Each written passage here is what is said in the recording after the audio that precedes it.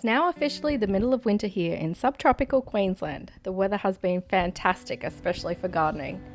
We've just passed the winter solstice and the days are becoming longer again, and it's amazing how it's like a switch on nature as we start to see some of the deciduous trees come back to life.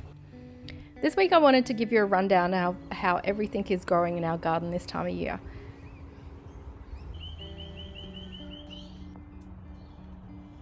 If you managed to catch last week's video, you'll know that I just started getting back into the garden and it's a lot more sparse compared to previous years.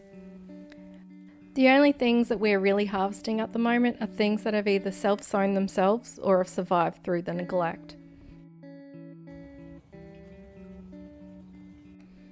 In our front garden we have our garlic growing. We've had 2 terrible growing seasons with the garlic. The first year was a crazy amount of rain, and the second year I didn't choose the best location. I'm really pleased with its progress so far.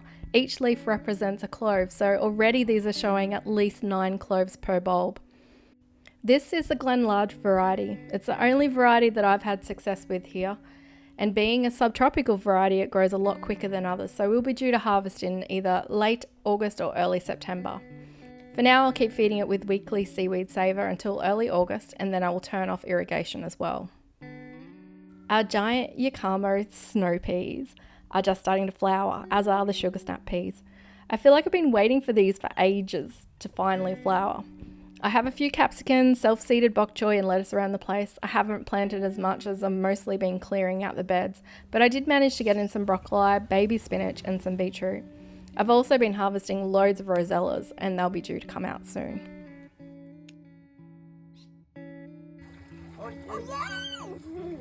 We harvest the last of the barramundi from the aquaponics before we had to turn a heater on now that it's cooling down. For now we're treating it like a hydroponic system. We're doing some major external renovations, so lots of reshuffling of things, and we're trying to make the decision on whether or not we continue with it. At the moment I've thrown in a few cabbages, but everything else that is growing in here is self-sown. The back garden is looking a bit sad. I got in and cleaned out the weeds and I had to pull down our first ever garden bed due to termite damage. The benefit of being untreated was it was given a second life in the fire pit.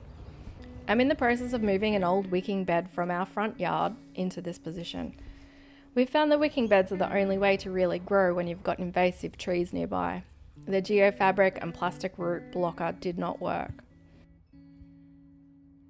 So far I've just replanted some flowers and herbs out here, which will hopefully fill out soon as it's still looking a bit sad. We said goodbye to our stage garden that once hosted our sweet potato triffid and our hedge of sunflowers. A new carport will be taking up this space.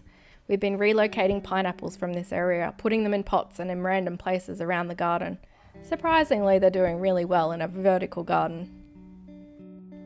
In our food forest, we've been getting some fantastic bananas.